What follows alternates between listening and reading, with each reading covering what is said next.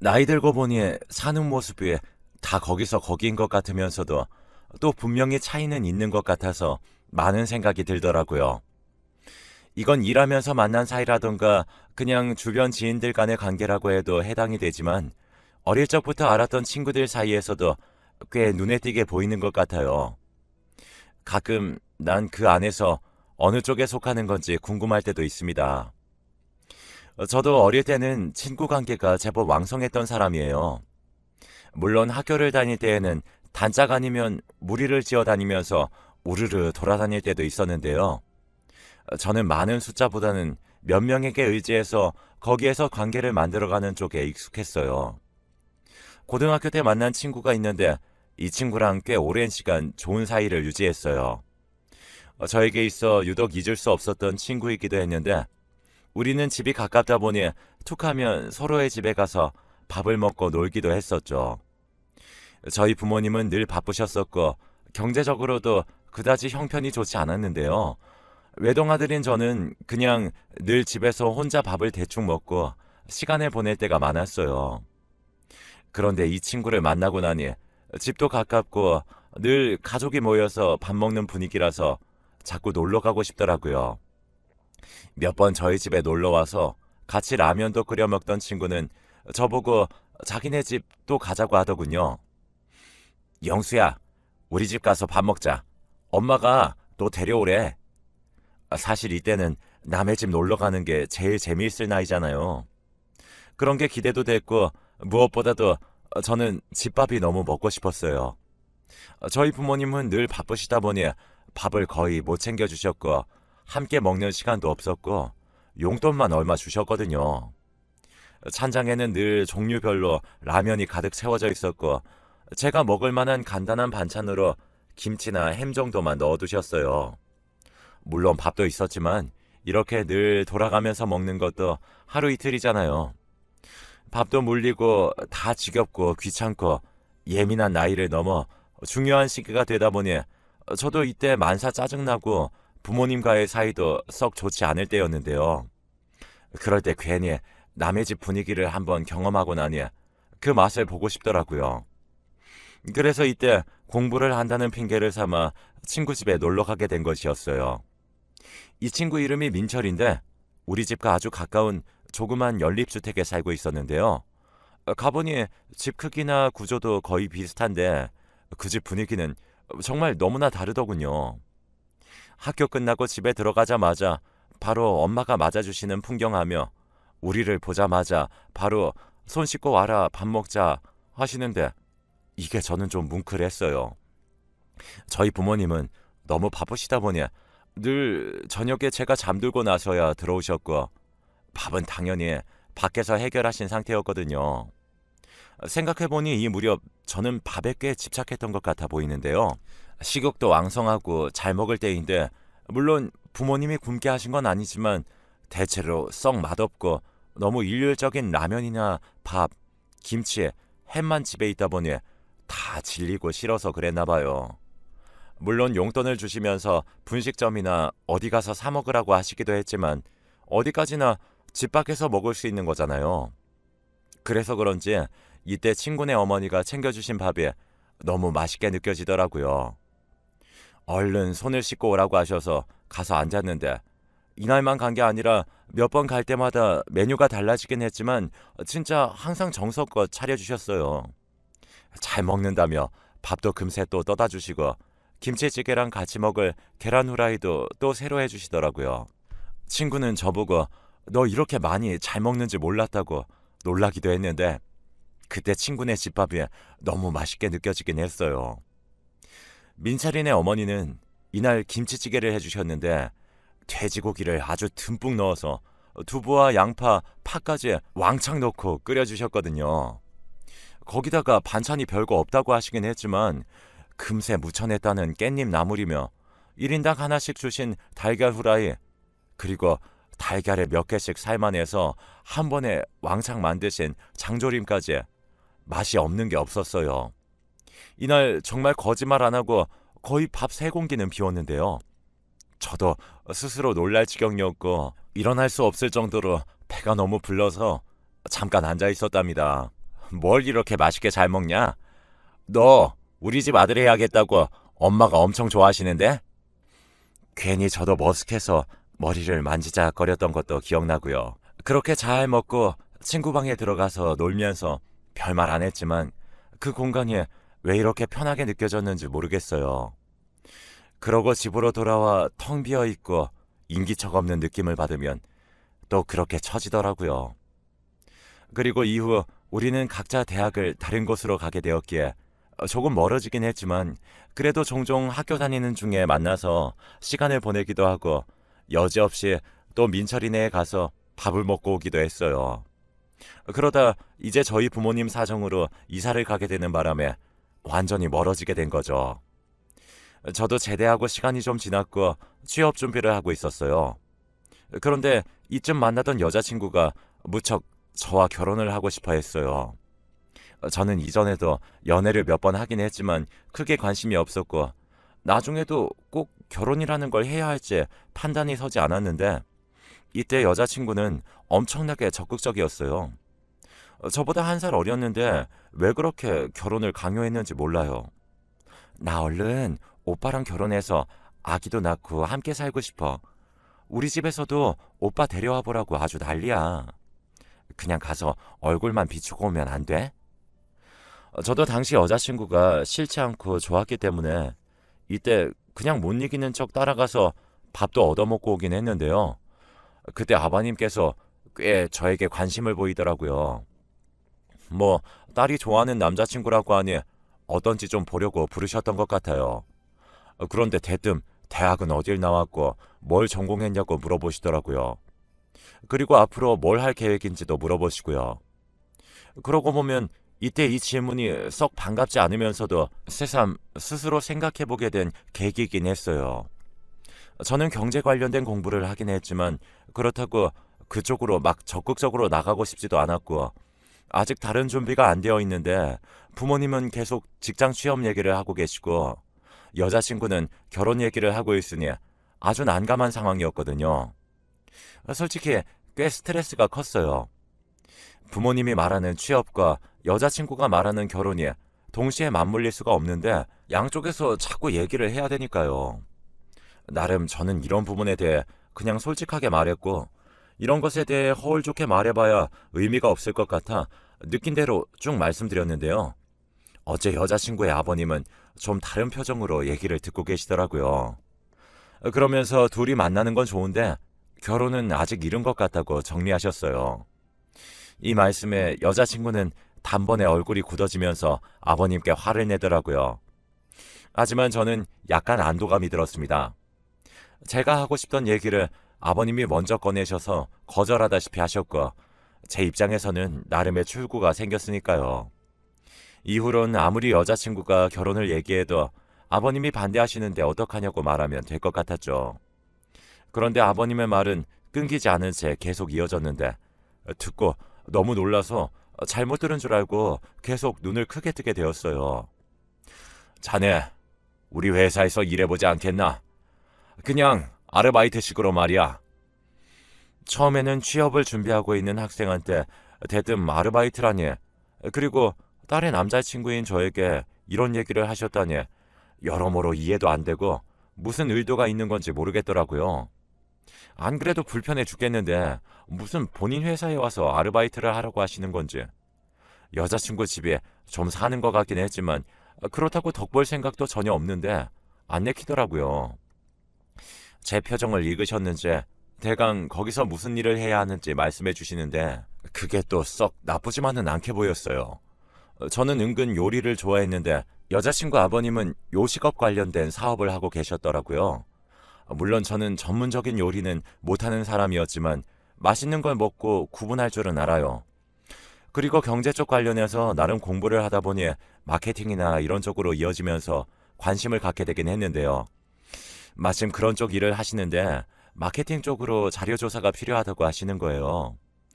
어느새 이 일을 하다 보니 저는 조금씩 발을 담그면서 안으로 쏙 빠져들게 되었고 결국은 필요한 다른 과정들을 준비하고 자격증도 더 따서 취직하게 되었어요. 아무래도 여자친구 아버지 회사라는 게 좀 마음에 걸리긴 했지만 둘이 결혼 생각보다는 친구로 오래 만나보라고 하셨던 것이 부담을 좀 덜어주기도 했고 덕분에 마음이 조금 편해졌거든요. 그리고 직장에 들어간 지 1년 만에 결혼을 하게 되었어요. 다들 예상하셨겠지만 바로 그 여자친구와 말이에요. 눈 깜짝할 새 상견례며 식장 예약이며 결혼식까지 빠르게 진행되었어요. 이후의 삶은 왠지 모르게 좀 서운할 정도로 힘이 들더군요. 결혼 전에는 장인어른도 꽤 살갑게 말해주시던 부분이 있긴 했는데 정식으로 사이가 되니 일적으로 지시할 부분들에 대해서 아주 가차없이 말씀하시고 야단치시기도 하고 눈물 쏙 빠지게 심하다 싶더라고요. 슬슬 스트레스를 받고 있다가 갈수록 무시하듯 툭툭 던지는 말씀을 듣고 있자니 저도 오기가 생겼죠. 처가에 비해 우리 집은 월등히 비교가 될 정도로 기울기는 하지만 그래도 모자란 집은 아닌데 제가 뭔가 실수하거나 마음에 안 들 때마다 사람들 앞에서 비꼬듯 말씀하시는 장인어른이 너무 싫어지더군요. 물론 감사한 부분도 있었지만 제가 좀 더 무리해서라도 꼭 비등한 관계, 아니 그보다 더 높은 쪽으로 성공하고 싶더라고요. 이후로 새벽부터 저녁 늦게까지 그야말로 이 악물고 틈틈이 공부했고 지금 회사에서 하고 있는 식당들을 좀 더 홍보하며 늘려갈 수 있는 방법들을 뛰어다니며 조사하게 되었어요. 오래도록 음식 사업을 하신 장인어른도 나름의 노하우가 있으시고 대단한 실력이 있으시지만 그걸 요즘 시대에 맞게 풀어내서 마케팅을 잘 해나가는 건 제가 더 잘할 수 있지 않을까 싶었거든요. 실제로 제가 별 관심 없이 아르바이트 제의를 받았을 때도 그때 장인어른이 무심결에 얘기를 하셨던 것이기도 하고요. 그런데 막상 써보면 괜찮을 줄 알았더니 사위로 들이면 더 일을 똑바로 할 줄 알았더니 영 맹물이라면서 무시를 하시니까 오기가 바짝 생겼죠. 그렇게 일을 점점 늘리게 되었고 나중에 회사 안에서도 저의 입지가 조금씩 생겨나더라고요. 그리고 아주 많은 시간이 흐르고 또 흘러 제가 관여했던 일들이 다 전반적으로 잘 풀려서 꽤 성공하게 되었어요.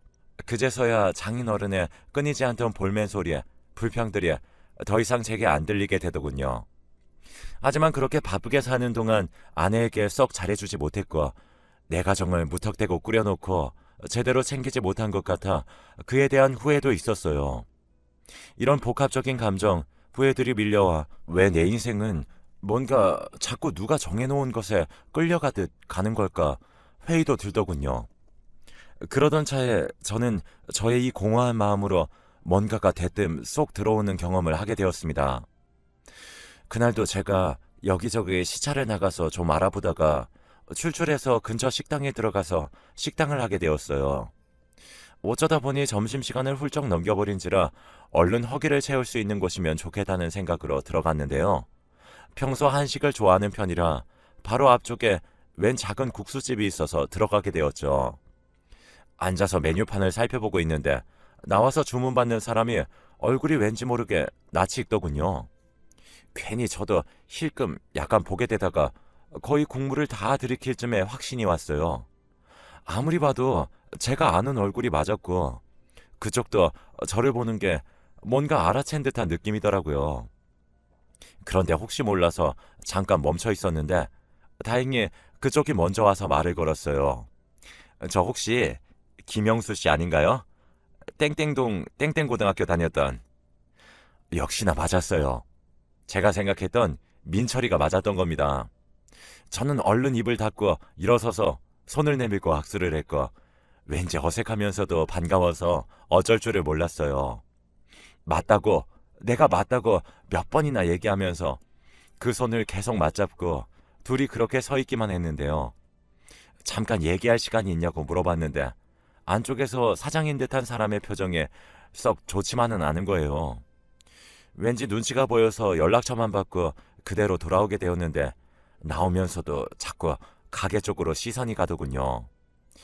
민철이는 너무 반가웠는데 30년이란 시간이 지나 만나게 된 친구의 얼굴은 어쩐지 인상이 좀 변해 있어서 말이에요. 그래도 간만에 이런 보물 같은 발견을 해서 얼마나 좋던지 저도 모르게 차에 앉아 옛 생각에 잠겨 잠깐 있게 됐는데요. 그러다가 다시 가게 쪽을 흘금 보았는데 민철이가 밖으로 나와 담배를 피우는 것 같더군요. 연락처도 받았고 어차피 저녁에 전화를 해보면 되니까 급할 건 없었지만 왜 저 식당에서 일하고 있는지 보니까 사장이 아닌 직원 같은 분위기던데 약간 궁금증이 생겼어요. 그런데 얼마 안 돼요. 안쪽에 있던 그 사장 같은 사람이 따라 나오는 것 같더니 민철이에게 뭐라 화를 내는 것처럼 보이더군요. 건너편에 차를 세워두고 있던 터라 말소리까지 들리진 않았지만 표정만 봐도 분위기가 너무 험하게 보였고 그 말에 어깨를 움츠러뜨린 민철이를 보니 뭐라 말할 수 없는 이상한 감정들이 밀려왔어요. 세월이 참 많은 걸 변하게 했다지만 우리의 얼굴도 사는 모습도 너무 달라진 것 같았고 저런 상황에 이미 얼마나 익숙해졌던 것인지 어깨가 올라올 틈도 없이 잔뜩 기죽어서 고개를 푹 숙이고 있는 민철이의 모습은 도무지 적응이 되지 않았죠. 과연 내가 다시 연락을 해도 되는 걸까? 하면 민철이도 반가워할까? 이전처럼 스스럼 없이 많은 이야기들을 하고 우리 사이에도 나눌 것이 있을지 고민이 되더군요. 제 얼마 안 되는 인간관계 중 민철이는 유독 적지 않게 자리를 차지하고 있었기에 더더욱 저는 생각이 많아졌던 것 같아요. 사회생활을 하면서 여러 사람들을 기계적으로 거르고 훑고 모으기를 하다 보니 애먼 머리를 심히 굴리게 되었는데요. 그런 것 없이 밥이나 같이 먹고 또 얻어먹기도 하던 친구를 보니 말할 수 없이 가슴 한켠이 사무치고 외롭게 느껴지더군요. 잊고 있었던 그 외로움이나 갈망하는 감정들이 밀려와서 어쩔 수 없이 저녁에 저는 큰맘 먹고 연락을 했어요. 낮에 봤던 영수라며 어찌 지내냐고 어색하게 말을 떼었는데 듣고 보니 민철이는 제 예상과는 다르게 무척 반가워해줬어요. 연락처를 저만 받아 가져간 거라 민철이 쪽에서 먼저 연락할 방법이 없었는데 제가 이렇게 오니 너무 좋다면서 말이에요. 예전과 목소리도 똑같고 말투도 너무 그대로라 저는 괜히 눈물이 날 것 같더라고요. 한 2, 30분간은 정말 쓸데없는 옛날 얘기만 잔뜩 하다가 어느새 시간이 좀 지나면서 근황 얘기를 하게 되었는데요. 근황 얘기할 때도 이전 우리의 추억을 얘기할 때와 똑같은 온도로 민철이는 덤덤하게 말하더군요. 그런데 저는 똑같이 덤덤하게 듣고 있기가 힘들었어요. 우리 엄마? 뭐 잘 계시지. 그런데 지금 몸이 엄청 안 좋으셔. 그리고 나는 아직 얼마 안 되긴 했는데 작년쯤 이혼했어. 마누라가 글쎄 그냥 말도 없이 도망가서 이혼하자고 하지 뭐냐. 엄마가 몸이 안 좋으셔서 모시고 살자고 했는데 그게 그렇게 싫었나 봐. 아버지는 5년 전에 돌아가셨고 동생은 뭐 시집가서 그런 대로 잘 살고 있지 뭐. 듣고 보니 그 식당에서 일하게 된 것도 지인이 소개해준 곳이긴 한데 악독 사장인 것인지 그렇게 타박을 하고 못살게 군다고 하더군요. 정말 잠도 안 재우고 새벽부터 밤늦게까지 일을 시켜대는데 조금만 힘들어서 쉬려고 해도 난리를 치고 서빙에 주방일도 돕다가 손을 칼로 베었는데도 아무런 처치도 안 해줬다는 거예요. 민철이가 이렇게 힘겹게 일하게 된 건 부인이 진 비 때문이었다고 하더군요. 참으로 순해 보이고 예쁜 여자를 만나 결혼했는데 알고 보니 처가에 빚도 있었고 본인도 제법 빚이 있는 걸 숨겼나 봐요. 그걸 초반에 같이 갚다가 감당이 안 되는 상황이 일어나게 되었고 그럼에도 불구하고 민철이는 애가 무뎌서 그런 건지 부인을 그대로 데리고 살며 어떻게든 갚을 생각을 했다는 겁니다. 이렇게 자식이 자기 배우자의 빚까지 짊어지니 어머니도 너무 괴로워하셨고 그러다 여차저차 몸이 많이 노쇠해지셨나 봐요. 그런 어머니를 모시고 살자고 했더니 글쎄 단번에 아내가 이혼을 요구하며 나가버렸다는 거예요. 졸지에 이혼을 당하고 마땅히 할 게 없고 돈을 벌어야 했던 민철이는 집 근처 가까운 식당으로 나가 이렇게 힘들게 일하며 살고 있던 거였어요. 그 한편을 제가 보게 된 것이었고요. 이런 얘기를 그냥 스치듯이 하며 다시 옛날 얘기를 하는데 저는 과거의 일들이 도통 귀에 들어오지 않았습니다. 그 일들을 마음껏 나누고 싶은 마음에 그리움으로 친구에게 연락했던 건데 친구의 현재가 이렇게 힘들다고 하니 집중이 잘 되지 않더라고요. 그날 거의 1시간이 넘는 대화를 하면서도 머릿속에 뭔가 안개가 낀 것 마냥 너무 희뿌였고 마음이 좋지 않아서 전화를 끊은 이후에도 왠지 모를 찝찝함에 잠을 이룰 수가 없었어요. 민철이와 저는 엄청나게 절절한 친구 사이라고 보기엔 약간 애매하고 그냥 어린 시절을 몇 년 같이 나누었고 밥도 먹던 사이였죠. 그런데 제가 나름 그때 기억을 소중히 갖고 있긴 했는지 밥과 관련된 이 사업을 하면서 종종 생각날 때가 있었어요. 그렇게 밀물 썰물처럼 생각이 들어오고 나가기를 이렇게 벌써 수십 년이고 그 생각의 실제 형태를 못 본 것도 30년이 된 거예요. 하지만 막상 이렇게 우연히 마주하게 되어 너무 기쁘고 왠지 모를 설렘도 느끼려다가도 친구의 현재가 너무 고되어 보이고 둘이 동일한 감정으로 옛날 얘기를 할 수 없다는 것이 자꾸 걸리고 불편하더라고요. 사실 그날 근처 시차를 갔던 것도 주변에 뭐 할 만한 게 없나 싶어 나가기도 했고 좀 다른 쪽으로 생각하고 쉬고 싶어서 갔던 것도 있기도 했어요. 그러던 차에 마치 열쇠 마냥 친구를 발견하게 되어 기뻤는데 마음 놓고 그 열쇠에 손을 댈 수 없게 된 것 같은 마음이랄까요? 아무튼 이 알 수 없는 마음을 안고 몇 주간을 지척거리다가 저는 민철이에게 다시 연락하게 되었고 그 식당을 방문하게 되었어요. 전화 통화했을 때처럼 반갑게 맞아주는 민철이를 보니 저도 약간은 설레기도 하고 그러고 앉아 다시 국수를 먹으며 전반적인 분위기나 구조 같은 걸 다시 살펴봤죠. 여전히 그 못된 사장은 민철이를 함부로 불러가면서 손님이 있건 말건 짜증을 부려대고 위생 상태도 썩 좋지 않아 보이더군요.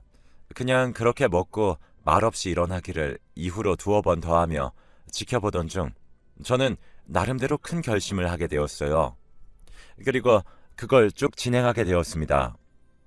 한번 결심해서 어느 정도 가닥이 보이고 특별히 큰 손해가 없겠다 싶을 때 저는 가차없이 밀어붙이는 편인데요. 당연히 저의 이익을 위한 행동이었죠. 바로 민철이가 일하고 있는 그 국수집을 제가 인수해서 우리 회사에서 하고 있는 사업 몇 개 중 좀 비슷하면서도 괜찮은 것을 골라서 그쪽에 프랜차이즈 매장을 내기로 했습니다. 원래 그쪽 동네까지 갈 생각은 없었는데 생각해보니 국수집이나 이 사업이나 면과 관련되어 있었고 메뉴도 비슷하게 하는지라 별 차이 없겠더라고요.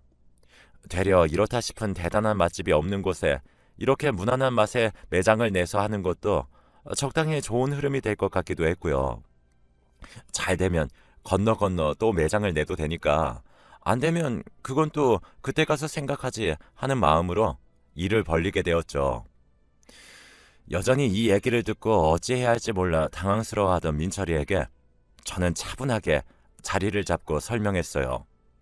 요리는 전혀 할 줄 모르고 이런 것들을 하기 위해 필요한 자금도 없다고만 하길래 당장 필요한 것들은 제가 지원해주겠다고 했어요. 사실 프랜차이즈를 내는 데에 있어 초기 자금이 많이 드는 건 아니고 그 외적으로 부수적인 부담이 있긴 했지만 제가 미리 내줄 테니 나중에 찬찬히 오래도록 갚으라고 말이에요. 일단 무난하게 된다고 해도 수익이 나쁘지 않은 사업이었거든요. 그래서 민철이는 얼마간 고민하다가 그 자리에 들어오게 되었고 저는 운영과 관리에 대해 여러 가지 교육을 해주고 직원들을 보내 도와주기도 하는 등 보통의 프랜차이즈 매장을 낼 때의 시스템과 비슷하게 지원을 해주었어요. 그렇게 저와도 몇 번 마주하다 보니 민철이 역시 매장이나 직원들을 관리하고 체크하고 하는 일 쪽에 더 집중해서 조금씩 열심히 하더군요. 그렇게 해서 그곳 매장을 내고 난 뒤에 3, 4개월 정도는 적당히 무난하다가 곧 1년 차가 되자 일일 매출이 무척 잘 나오게 되었습니다. 사실 저도 이쪽 동네에 내는 건 별로 계획이 없을 정도로 딱히 잘 될 확률이 높지 않은 곳이었거든요. 그런데 제가 지원을 해준 만큼 민철이도 무척 노력을 해주었고 회사에서 해주는 교육도 꾸준히 듣고 따라오면서 점점 매장 관리를 잘 하게 되더군요. 여러모로 합이 맞게 되면서 매출이 꾸준히 오르고 있는 상황이었고 이 일을 시작한 뒤 1년 정도 되니 비로소 안정적으로 수입이 일정하게 나게 되었어요. 민철이는 이 부분에 대해 저에게 무척이나 고마워하고 있지만 저는 저대로 민철이에게 고마운 마음이 듭니다. 저 역시 여러모로 일에 대해 힘들고 제 개인적으로도 마음이 외롭고 힘든 시기를 보내고 있었는데 그때 민철이가 쏙 나타나 주었어요. 이전처럼 밝은 얼굴로 편하게 밥을 먹을 수 있는 상태로 저를 부른 것은 아니었지만 이번에는 제가 민철이가 건너오기 편한 곳으로 부를 수 있게 되었죠. 둘이서 그냥 밥을 먹고 시종일관 떠들기만 하면 좋았던 그 시절로 다시 돌아간 듯한, 아니, 그 세계가 더 커진 듯한 느낌이 들어서 저는 요 근래 굉장히 마음이 두근두근하고 이 일에 대한 전환점도 새롭게 맞이하게 된 것 같아요. 민철이는 저를 만나 상황이 좋아졌고 어머니도 마음을 놓으셨다며 고마워하시는데 저는 저대로 민철이를 만나 막힌 곳이 뻥 뚫린 듯한 느낌을 받게 되었습니다. 앞으로 펼쳐질 우리들의 날들을 좀 더 기대해보며 또 새로운 탄력감을 받고 열심히 뛰어보려고 합니다. 모두들 건강하시고 하시는 일들이 다 잘